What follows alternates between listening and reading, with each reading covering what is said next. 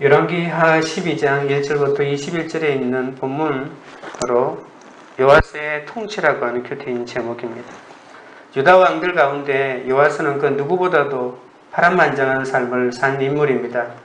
아버지 아하시야는 20세 왕이 되고 1년밖에 통치하지 않다가 북왕국의 반역자 예후의 손에 너무나도 억울하게 죽고 맙니다. 그리고 그의 형제들은 친할머니인 아달랴의 손에 모두 다 죽게 되죠. 그 자신도 살해될 뻔하였다가 구사일생으로 간신히 구출되어 6년 동안이나 성전에 숨어 지내야 했습니다. 여호야다의 아내인 한 여인의 도움을 통해서 겨우 목숨을 부지하고 숨어 지내게 됩니다. 숨어 지냈다고 하는 것은 아달랴, 자기 할머니 아달랴의 눈에 띄지 않게 살았다는 거죠. 그러다가 마침내 대제사장 여호야다가 백부장 무리를 모아 그들과 언약을 맺고 다윗의 혈통인 요아스에게 왕관을 씌우고 또 율법책도 주고 기름을 부어서 왕으로 세웁니다. 요아스를 왕으로 세우자마자 아달랴와 그를 따르는 사람들을 모조리 다 죽이게 되죠. 그런데 오늘 본문에 보면 왕이 된 요아스는 40년 동안 여호와 보시기에 정직히 행하고 유다를 통치하였지만 산당은 제거하지 않았다면서 그의 종교개혁의 허점을 말해줍니다. 그러면서도 성전 수리에 대한 열정을 통하여 하나님을 위하는 모습도 보게 됩니다. 그리고 결정적으로 유다를 침략한 아람 군대에게 성불과 금을 주어 돌려보내는 이해되지 않는 행동을 하다가 결국 신복들에게 죽임을 당한다는 내용입니다. 오늘 이 본문을 통해서 요아스의 통치를 우리가 어떻게 볼 수 있는지를 살펴보도록 하겠습니다. 첫째로 산당을 제거하지 않는 요아스입니다. 1절입니다. 예후의 제7년에 요아스가 왕이 되어 예루살렘에서 40년간 통치하니라. 그 어머니의 이름은 시비아라 브엘세바 사람이더라. 요아스는 7살에 유다의 왕이 됩니다. 이때가 북왕국의 왕 예후의 통치 7년째 되는 해이고 요아스는 예루살렘에서 40년간 통치했다고 말합니다. 여러분 40년간 통치했다고 하는 말은 의미 있습니다. 유다의 다윗의 혈통의 왕으로서 사울 왕이 40년 통치했고 다윗이 40년 통치했고 솔로몬이 40년 통치했고 이 40년 통치는 하나님께서 그에게 정하신 통치의 위임을 온전히 완수했다라고 하는 느낌으로도 들을 수가 있습니다. 어린 나이에 왕이 되어 매우 오랫동안 안정적으로 나라를 다스렸습니다. 그러나 아쉽게도 무슨 이유인지는 모르겠지만 그의 부하들에게 살해되죠. 47세의 왕이 되어 40년 동안 통치했으니까 47세라고 하는 비교적 굉장히 젊은 나이에 갑자기 살해를 당합니다. 그는 쿠데타를 통해 저교하고 또 쿠데타를 통해서 죽임을 당하게 됩니다. 요아스의 어머니는 북왕국 출신 여자가 아니었을 뿐만이 아니라 유다의 제일 남쪽에 있는 브엘세바 출신이라고 또 언급을 밝히고 있죠.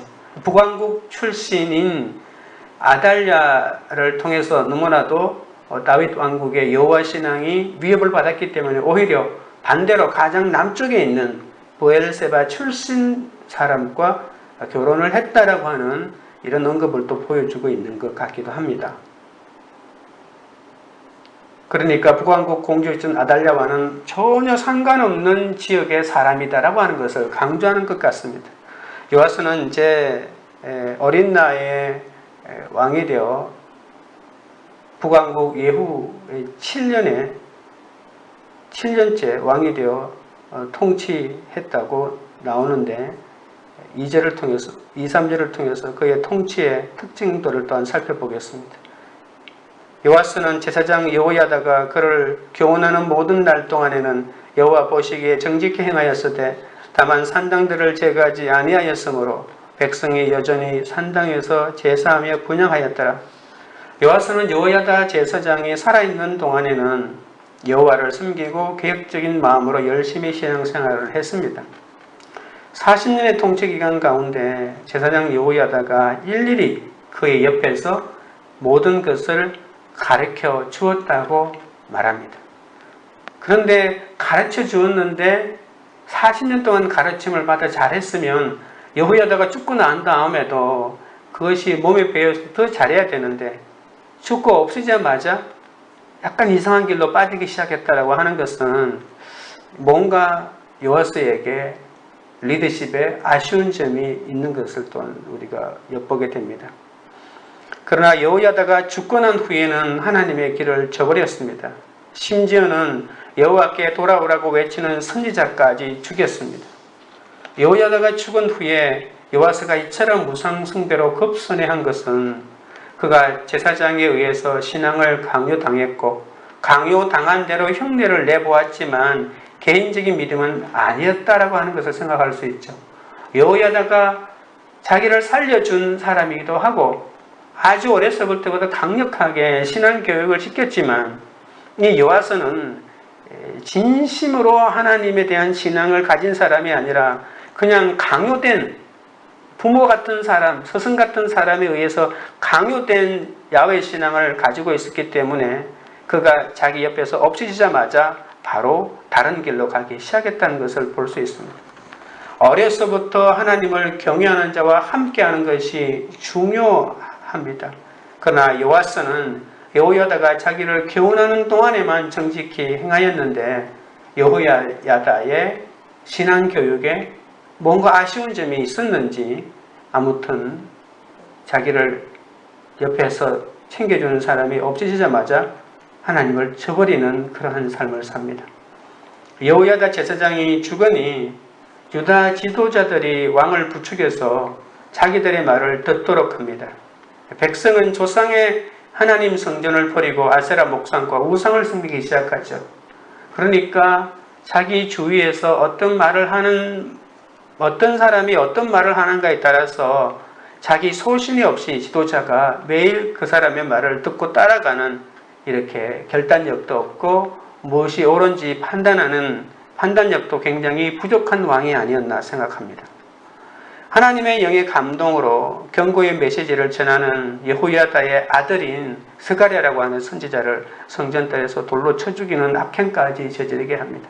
자기를 키워주고 자기를 왕으로 올려준 여호야다의 아들, 그것도 하나님의 선지자로서의 바른 말을 하는 사람을 죽이게 되죠. 그래서 그거를 여호야다가 죽은 다음에 우상을 숭배하고 스스로 하나님의 의지하는 법을 배우지 못한 사람은 이렇게 환경과 상황에 따라서 얼마든지 우상을 숨길 수 있음을 알 수 있습니다. 또한 요아스는 산당을 제거하지 않았다고 말합니다. 그 결과로 사람들은 여전히 우상을 숨기고 자기 방식대로 하나님을 예배하는 죄를 범하도록 성전을 수리하는 열정을 보였는데도 불구하고 결론적으로 이런 하나님에 대한 신앙이 순수하지 못했고 온전하지 못했다는 것을 볼 수 있습니다. 적용 질문입니다. 나와 내 자녀는 누구의 교훈을 따르고 있습니까? 내가 아직 제거하지 않은 산당은 무엇입니까? 둘째로 요아스의 성전 수리의 모습을 살펴보도록 하겠습니다. 4절 5절입니다.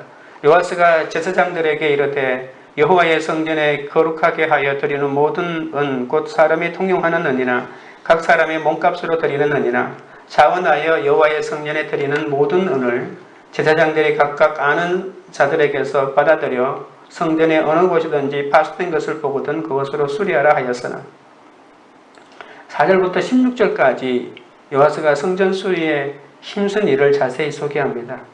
요아스 때는 솔로몬이 성전을 건축한 지 한 100년쯤 지났습니다.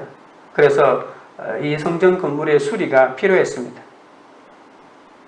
그래서 요아스는 제사장들에게 성전 보수를 명령합니다. 게다가 아달랴가 군림하는 동안에 바알 신전은 엄청 많이 지원한 반면에 여호와의 전은 도움은커녕 그대로 방치되어서 많이 훼손되어서 할 가능성이 있겠죠.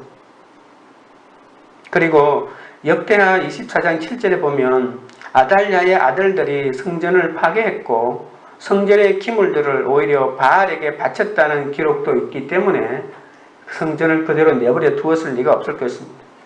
아달랴의 아들들이 바알을 위해서 여호와의 성전을 약탈했기 때문에 이런저런 이유로 요아스는 성전을 대대적으로 수리할 때가 되었다고 생각했습니다. 그래서 제사장들에게 성전으로 들어오는 모든 헌금을 성전 보수하는 일에 투자하도록 합니다.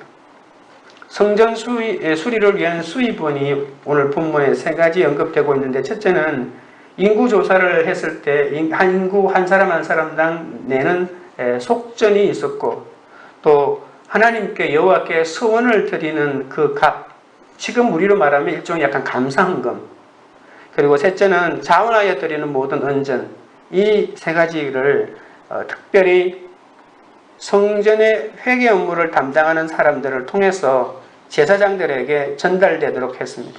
요아스는 제사장들로 하여금 이 성전 수익금을 가지고 성전을 수리하도록 명령하지만 제사장들이 온전하게 그 돈을 가지고 임무를 제대로 수행하지 않았다는 것을 나중에 알게 되죠. 그래서 그들의 태만으로 인해서 성전 수리가 요아스가 왕이 된 지 23년까지 이루어지지 못했다는 거죠. 무려 23년 동안이나 성전 수리하라고 했는데 성전 수리로 들어가야 될 비용이 다른 곳으로 사용된 것을 나중에 알게 됩니다. 성전이 수리해야만이 그 성전에서 온전히 백성들이 예배드리지 않겠습니까? 그렇죠? 그래야 여호와 보시기에 정직하게 행하는 하나님 예배하는 삶을 우선적으로 삼지 않겠습니까? 그런데 성전을 수리하고 성전이 회복되고 그곳에서 예배하는 환경을 조성하려고 했던 이 요아스가 다른 한편으로는 또 우상을 숨기는 아세라와 또 바알을 숨기는 이러한 예배를 했다고 하는 것 자체가 굉장히 이해되지 않습니다. 6절, 7절입니다. 요아스 왕 제23년에 이르도록 제사장들이 성전에 파손한 데를 수리하지 아니하였는지라. 요아스 왕이 대제사장 여호야다와 제사장들을 불러 이르되 너희가 어찌하여 성전에 파손한 데를 수리하지 아니하였느냐. 이제부터는 너희가 아는 사람에게서 돈을 은을 받지 말고 그들의 성전에 파손한 데를 위하여 드리게 하라. 성전 지출은 왕실에 의해서 충당된 것이 이때까지의 관행입니다. 이렇게 왕이 가지고 있는 돈으로 성전을 수리했는데 요아스는 성전 수리 비용을 이제 왕실에서 담당하지 않고 성전을 출입하는 성도들이 우리로 치면 일종의 건축 헌금 용도로 마련해 놓고 그 돈으로 들어온 것을 다 그렇게 하도록 한 거죠. 그런데 제사장들이 이 일을 진행하지 않았다는 것입니다. 상당한 시간이 지나도록 제사장들은 성전을 보수하지 않고 자신들의 배를 불리는 데만 급급했습니다. 제사장들에게는 성전 수리가 우선순위가 아니었죠. 심지어는 계획을 주도했던 여호야다도 자기도 모르게 한통속이 되어 그 돈을 다른 용도로 사용된 것이죠. 분명히 하나님의 성전을 수리하도록 지정해 놓은 그 돈을 가지고, 여러분 생각해 보십시오. 아마도 왕이 왕실의 돈을 아끼기 위해서 헌금을 가지고 건축하라고 했는데 수리하지는 않았고, 또 제사장들은 원래는 이건 왕실의 돈으로 수리해야 되는데 헌금은 자기들이 먹고 사는 데 써야 되는데 이걸 가지고 수리해야 되라고 하니까 안 한 것 같은, 다 서로 자기의 어떤 물질적인 유익을 위해서 내버려 두었던 이런 모습도 찾아볼 수 있습니다. 보다 못한 요아스가 저기 23년 때에 제사장 대표들을 불러서 일이 지연되고 있는 것에 대해서 야단을 치죠. 그리고는 새로운 계획을 발표합니다. 지금까지는 제사장들이 회계에게 돈을 타다가 성전을 보수하는 방법을 취했는데 이제부터는 보수 비용이 제사장들을 거치지 않고 곧장 회계에게로 가서 공사를 맡은 감독관 또는 기술자에게 바로 가도록 이렇게 만들게 되죠. 제사장들이 회계하고 제사장들이 지출하는 방법을 사용하니까 제사장들이 그 돈이 아까워서 지출이 안 된다고 보고 이제는 바로 기술자에게, 감독관에게 바로 가도록 법을 만드는 것입니다. 8절부터 12절을 보십시오. 제사장들이 다시는 백성에게 은을 받지도 아니하고 성전 파손한 것을 수리하지도 아니하기로 동의하니라. 제사장 여호야다가 한 꾀를 가져다가 그것에 뚜껑에 구멍을 뚫어 여호와의 전문 어기 오른쪽 곳 제단 옆에 두매 여호와의 성전에 가져오는 모든 은을 다 문을 지키는 제사장들이 그 꾀에 넣더라. 이에 그 꾀 가운데 은이 많은 것을 보면 왕의 서기와 대제사장이 올라와서 여호와의 성전에 있는 대로 그 은을 개선하여 봉하고 그 달아본 은을 일하는 자 곧 여호와의 성전을 맡은 자의 손에 넘기면 그들은 곧 또 여호와의 성전을 수리하는 목수와 건축하는 자들에게 주고 또 미장이와 석수에게 주고 또 여호와의 성전 파손한 데를 수리할 제목과 다듬은 돌을 사게 하며 그 성전을 수리할 모든 물건을 위하여 쓰게 하였으되 이것이 바로 요아스의 특별 조치입니다. 제사장들이 성도들로부터 개인적으로 모금하는 것을 멈추고 일체의 성전 수리하는 일에서 손을 떼도록 합니다. 뿐만 아니라 백성들이 가져오는 모든 헌물은 꾀를 만들어 모든 사람이 볼 수 있는 성전문 어귀에 놓고 성도들이 직접 그 꾀에 돈을 넣게 합니다. 꾀가 차면 서기관과 제사장들이 함께 꾀를 열어 계산하였고 이 자금은 성전 수리를 관리하는 사람들의 손을 통해 목수와 건축자들과 미장이와 석공들에게 바로 전달되었습니다. 성전 수리 작업은 순조롭게 진행되었죠. 성전 수리를 맡은 관리자들은 모두 성실하게 각자의 일을 했습니다. 오늘 성경 본문은 그들에게 회개가 필요하지 않을 정도로 성실히 일했다고 말합니다. 여호와스는 성전 수리를 위한 목적으로만 은을 모개하고 그것의 관리를 왕의 서기와 대제사장에게 맡깁니다. 그러나 재물이 없다고 공동체 예배를 섬기지 못하는 것이 아닙니다. 마음의 문제, 우선순위의 문제가 아니겠습니까? 13절부터 16절까지입니다. 여호와의 성전에 드린 그 은으로 그 성전의 은 대접이나 풀집게나 주발이나 나팔이나 아무 금그릇이나 은그릇도 만들지 아니하고 그 은을 일하는 자에게 주어 그것으로 여호와의 성전을 수리하게 하였으며 또 그 은을 받아 일꾼에게 주는 사람들과 회개하지 아니하였으니 이는 그들이 성실히 일을 하였음이라. 속건제의 은과 속죄제의 은은 여호와의 은전에 드리지 아니하고 제사장에게 돌렸더라. 요아스는 이렇게 모금된 헌금을 다른 곳에는 한 푼도 쓰지 않고 오직 성전 보수에만 사용하게 했습니다. 이 성전 안에 들어가 있는 성전 기구를 사는데도 사용하지 않고 이 성전이라고 하는 이 건축과 관련되어 있는 일에만 사용되도록 했습니다. 심지어는 13절에 사용하는 금그릇이나 은그릇을 만드는 데도 사용하지 말라고 했던 것이죠. 성전 수리 명령은 제사장들보다는 평신도들이 훨씬 더 모범적으로 수행하는 모습을 볼 수 있겠죠. 그래서 옛날이나 지금이나 훈련된 평신도들이 훨씬 더 하나님의 사역을 잘 감당한다는 것을 또한 생각해 볼 수 있습니다. 성전 수리 명령은 이 중간 감독관들에 대한 칭찬을 아끼지 않는데 백성들이 속건제와 속죄제에게 바친 돈은 고스란히 제사장에게 가게 하는데 속건제는 여호와께 속한 거룩한 물건을 범하였을 때 그 물건에 해당되는 값을 주는 것이고 속죄제는 사람이 하나님께 죄를 범했을 때에 드리는 제물인데 그것은 원래 제사장들의 몫이기 때문에 그것만 제사장에게로 가고 속건제와 속죄제와 관련되어 있는 것은 제사장에게로 가고 나머지 것들은 전부 성전 수리하는 데 사용하도록 했습니다. 성전이 성공적으로 수리된 것은 매우 고무적인 일이죠. 성전은 지상에 세워진 하나님의 신적인 왕궁이고 여호와께서 백성들 가운데 내려와서 거하시고 또 통치하신다는 사실을 상징적으로 나타내주는 건물이 아닙니까? 여호와에게 중요한 것은 성전에 거하시는 분, 이스라엘의 참된 왕이자 온 세상의 주관자인 하나님께 충성하고 온 마음과 정성과 힘을 다하여 그분을 받드는 일입니다. 그렇지 않으면 아무리 성전 수리를 제대로 한다고 하더라도 그것은 종교적인 허용으로 끝나고 말죠. 과연 요아스에게는 이 성전 건물 자체에 관심이 많았는지, 화려하게 회복되는 건물, 그래서 자신은 마치 다윗과 성전을 건축 준비를 한 다윗과 성전을 건축한 솔로몬의 버금가는 왕이라는 소리를 들으려고 그렇게 했는지는 모르겠지만 아마도 성전 건물을 화려하게 새롭게 재건하는 데는 관심이 많았는데 과연 그가 거기에 임하여 임재 계시는 하나님에 대한 열정이 과연 있었는지는 또 다른 측면에서 보아야 되는 것을 또 성경 본문이 말하고 있습니다. 불행하게도 요아스는 성전의 가치를 구현하는 데는 실패했습니다. 성전을 짓는 데는 성공했지만 그 성전이 진짜 어떤 기능을 가지고 그 가치를 구현해내는데 실패했죠.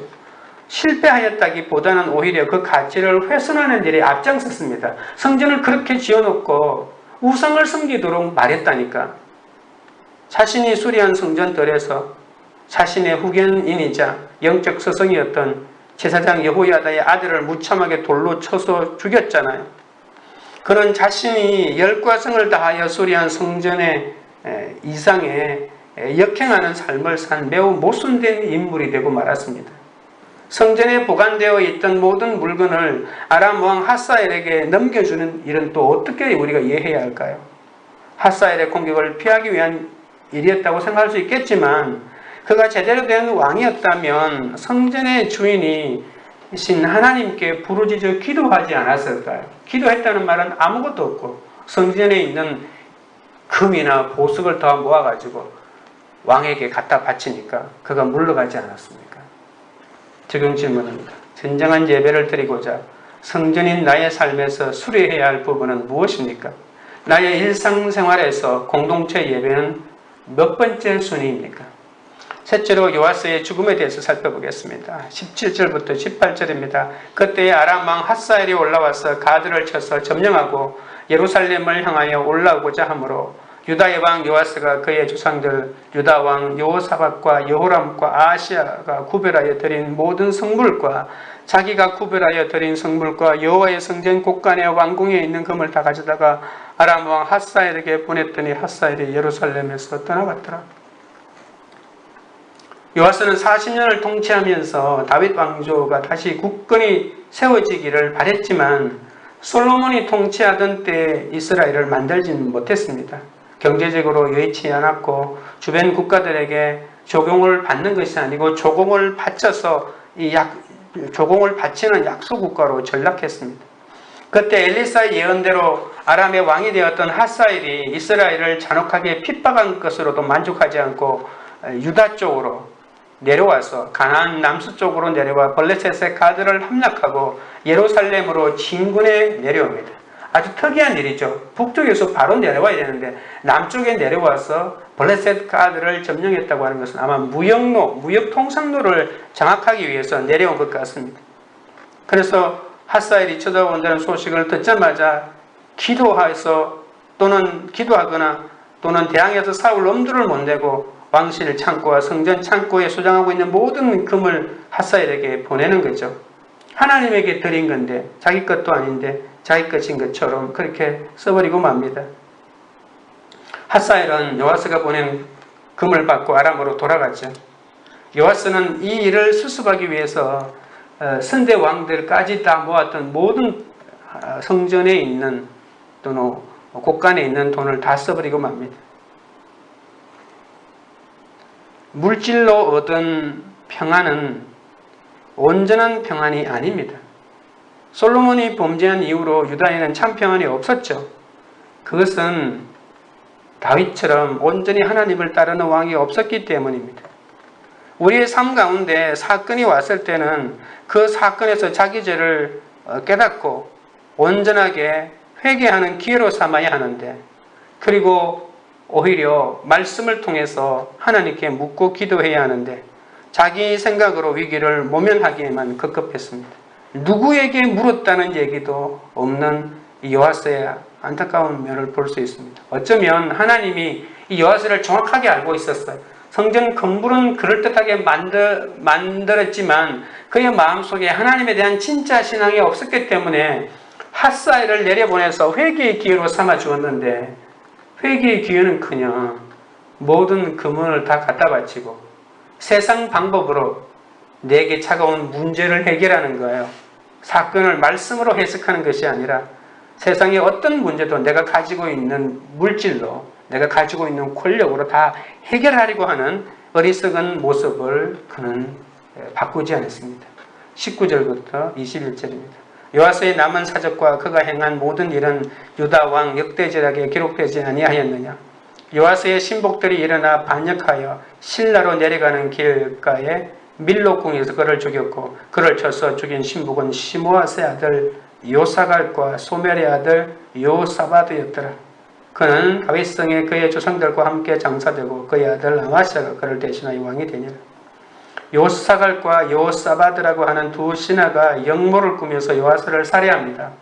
요아스는 여호야다가 살아있을 때는 신앙생활을 잘했습니다. 그러나 영적 스승인 여호야다가 죽은 후에는 여호와께 등을 돌리고 우상 숭배를 오히려 적극적으로 지원합니다. 주님께서는 백성을 주님께로 돌이키도록 경고하시려고 예언자들을 보내셨지만 백성은 예언자의 말을 듣지 않았습니다.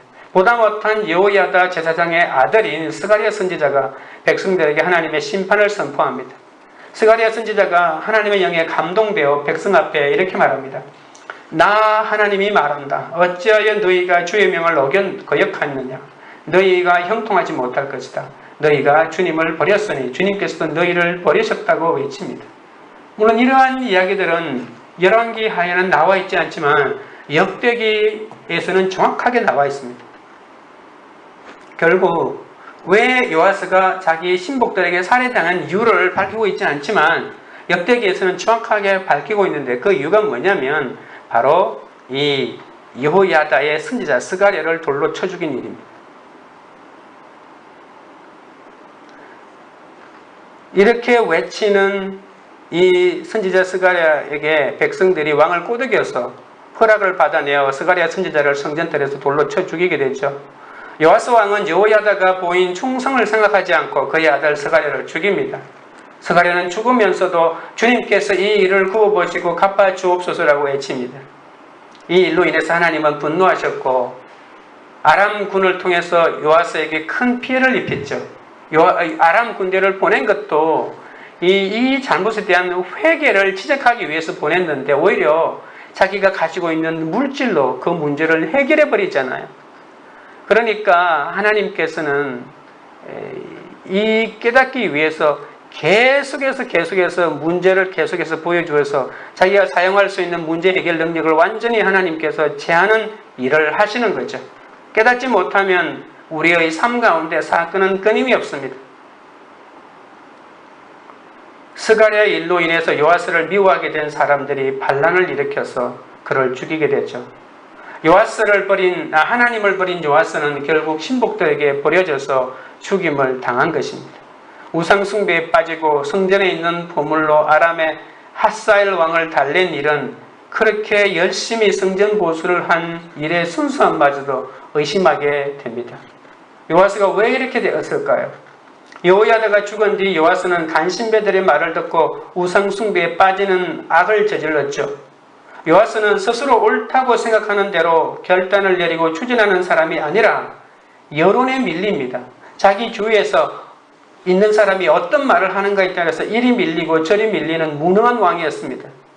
하나님의 리더십 아래에 있는 사람은 자신이 결정하고 자신이 결단하고 자신의 신앙을 스스로 지켜가죠.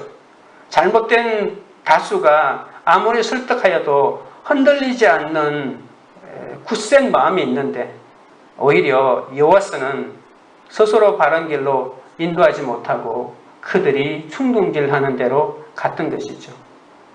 르호보암과 비슷한 일을 했다고 볼 수 있습니다. 한때 말씀과 성전을 중심으로 살았던 요아스가 비참한 최후를 맞은 것은 끝까지 말씀을 따르지 않은 결과입니다. 영적 진실성의 결과는 인내인데 날마다 하나님의 말씀을 붙들지 않으면 우리도 요아스와 같은 최후를 맞게 됩니다. 적용 질문입니다. 지금 나에게 찾아온 위기는 무엇입니까? 그 사건으로 문제 해결에만 급급합니까? 아니면 말씀을 붙들고 하나님의 도우심을 구합니까? 기도하겠습니다. 아버지 하나님, 오늘 또 말씀의 교훈을 따라 하나님 보시기에 정직히 행하기를 원합니다. 제가 세상의 교훈을 따르지 않게 하시고 하나님 말씀의 교훈을 따르게 하여 주시옵소서. 우리의 자녀들이 오직 주님의 교훈을 가슴에 새기도록 인도하여 주옵소서. 아직 제 안에 여전히 자리하고 있는 기복의 산당이 있습니다. 세상에서 성공하고 싶고 물질의 풍요와 권력과 안전한 삶을 갈구하는 이 모든 우상의 산당을 제거하도록 인도하여 주시옵소서. 저의 형식적인 예배에서 벗어나게 하옵시고 진정한 예배를 드리고자 성전인 저의 삶에서 수리해야 할 부분이 무엇인지 깨닫게 하여 주시옵소서. 내 삶에 무너진 성전을 말씀과 기도로 수리하며 온전한 예배 가운데 나아가도록 인도하여 주옵소서. 우리의 일상생활에서 공동체 예배를 가장 중요한 순위에 둘 수 있도록 은혜를 베풀어 주옵소서. 지금 우리에게 찾아온 광야와 같은 사건 속에서 문제 해결에만 급급해하지 않게 하시고 오로지 말씀으로 사건을 해석하여 나는 100% 죄인이고 하나님은 100% 오롯이다는 고백을 하게 하옵소서. 그리스도인들이 학교의 일터에서 여호와 보시기에 정직히 행하고 일상의 예배를 회복하는 은혜를 허락하여 주옵소서. 광교리들 교회가 우리는 세상에 속해 있음을 잊지 않게 하옵소서. 힘든 사건이 올 때마다 제 생각대로 위기만 모면하려고 하지 않게 하시고 끝까지 말씀의 인도를 따르는 공동체가 되게 하여 주시옵소서. 말씀만 붙들고 하나님의 도우심만 구하는 한 사람 한 사람이 되도록 역사하여 주시옵소서. 예수님의 이름으로 기도합니다.